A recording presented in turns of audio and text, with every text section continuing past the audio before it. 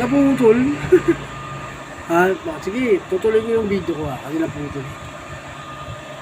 Pag na may nakita kami ni Kayo na natalo kami doon sa debate na kuno, debate mo na ikaw lang nakakalam ng debate na pala yun. Titigil talaga ako sa pagbawa. Sasabihan ko na rin si Kayo, itigil niya rin magda. Kung natalo ha? Natalo. Alin doon yung saan kami natalo? Saan kami natalo? Yun ang ipapaliwanag mo ha.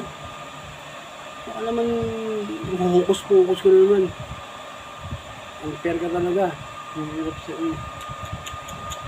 Malala na yun, hello. Bigla mo, kung ako sabihan mo, aso, chow. Uy, baka ikaw yung resurrection ni Ruben Ecleo. Kilala mo si Ruben Ecleo? Hindi ko lang marunong gumawa na kaya naghihinala ako baka nagkaroon ng reincarnation pala ni Ruben Ecleo. Tinitignan ko yung postura mo, parang hindi kaya si Ruben Ecleo ito. Kilala mo siguro si Ruben Ecleo,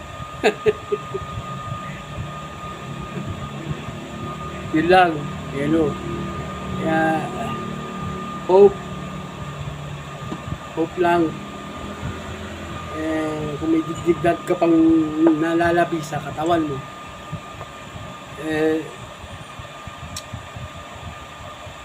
alam mo sinasabi ko, sukul ka na natimba na drum ka na na karton ka na, tinapo mo pa itinago mo pa yung bidyong kamo na natalo kami sa debate. Hindi ka pa alam mo na natalo kami, pero kami hindi namin alam na natalo kami. Yung totoo yung Melo. May sarili ka. Sarili kang nakakaya kami. Basta ito, bibilinan kita, Melo. Kung gusto mo talaga na mapatunayan sa amin na natalo mo kami, ilabas mo yung video. Doon kami maglilibat. Doon maglilibat si Kayo. Kawawa naman yung tao. Kawawa naman kami. Hindi namin alam kung saan kami maglilibat. Kasi tinago mo yung video. Diba? Nagnakaw ka pa ng video ni Kayo. Sabihin mo sa iyo yun. Uy, hindi lang si Kayo ang ninakawa mo, pati si Sento. 3 kayo nag-uusap doon. Nilaglag mo nga ako Kung meron lang akong live, baka kasama pa ako di ba? Naisip mo ba yung Melo? Pagtawanan mo ako, oo, dahil saan mo na naman ako tatawanan? Dahil bumingipin ko? Ibang klase ka na, bata ka na niya. Hindi ko marunong sumagot sa issue. Yung ginagawa mo, character assassination ka. Ganun yan. At wag mo kong sasabihan na binabayaran ako ng kabatas. Unang-una, personal, hindi ko kilala si Atty. Libayan. Hindi pa nagkukursan landas namin yan.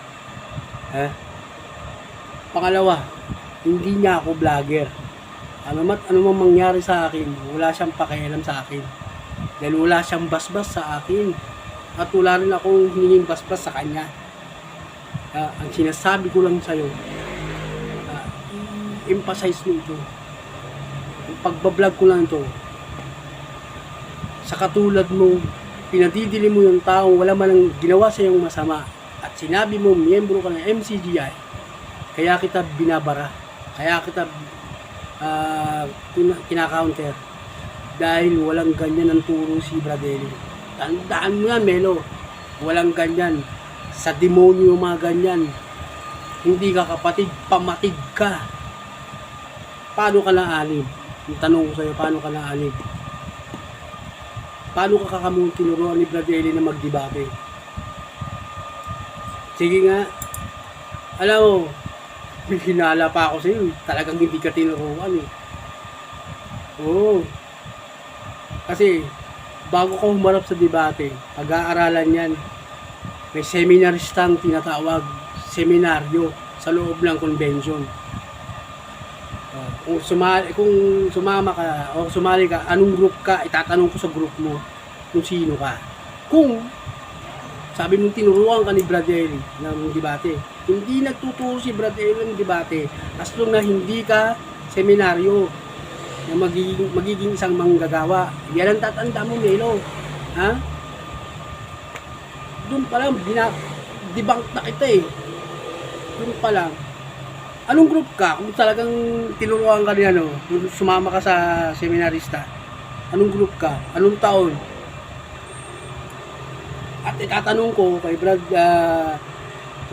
Canlas o kaya kay Brad Sunny kung talagang naanib ka o naanib ka man ilang taon.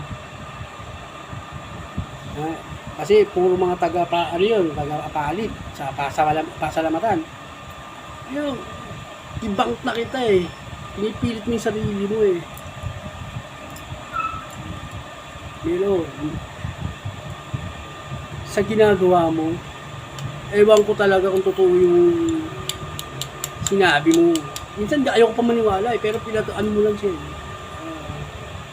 Ilalagyan mo lang siya ng signature o patunay na wala ka ng pakialam sa dignidad mo. Kaya kinakabahan ako dyan. Kasi kung galing ka ng Iglesia ni Cristo, kung galing ka ng Iglesia ni Cristo, hindi na ako nagtataka. Hindi na ako nagtataka.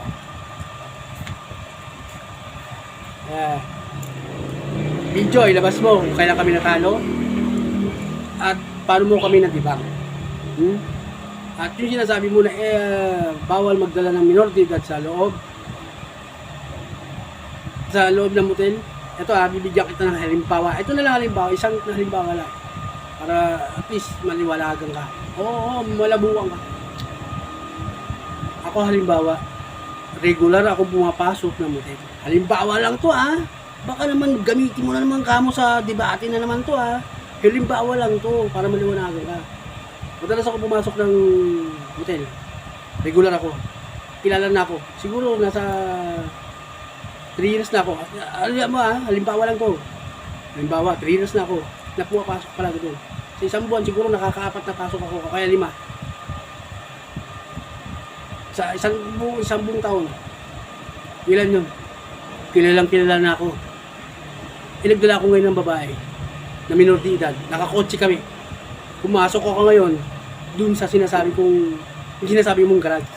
Although may VIP, ang garage pang taxi. Hoy, nag-taxi ako kaya alam ko yan. Nag-aatid ako sa garage ng babae. Ano yun, pasahero ko yun. Pinadadaan lang dun sa garage. Kasi taxi nga eh. Pero pag after nun, bababa yun.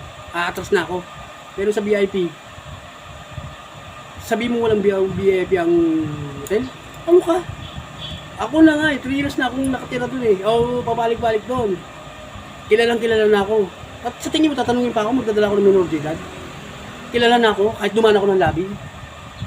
Sa tingin mo kaya, regular ako doon Sagutin mo yan, regular na ako doon. Tatanungin pa kaya ako? Katiwa-tiwala na ako, 3 years na nang na-build up ko na tiwala. Nagdala ko nga ng minor de edad. Tatanungin pa baka ako? Lalo na kung binibigyan ko ng tip yung mga tao doon. Lalo sa lobby. Ngayon, sample lang yun. Baka kung ano na naman gawin mo sa sample ko. Yan ang tatanda mo. Pwede magdala. Pero kung masama intention mo at nahuli ka, kot hindi ka sa ginagawa mo sa tao, kung sa minor de edad, batas, nasa batas. Bawal. Makakasuhan ka talaga doon. Yun ang totoo. Pero kung magdadala ka rin lang at mabuti ang intention mo dun sa loob, pinatid mo, doon mo patutulugin, hindi bawal yun. Nagmalasakit ka lang. Kasi iba yung bata na yun, walang matulugan. Baka naman sabihin mo, yung bata na yun, walang matulugan. Maraming mga bata, pupunta ko, ano ka ba naman? Isang tao lang yung sinasabi natin, isang senaryo lang. Huwag kang kung saan kumukuha ng senaryo. Kung pwedeng magdala. Kung pwede. Kami na lang kayo magsasabi pwede. Pero depende sa sitwasyon, depende sa intent mo. Yun lang. Huwag kang bobo, Melo.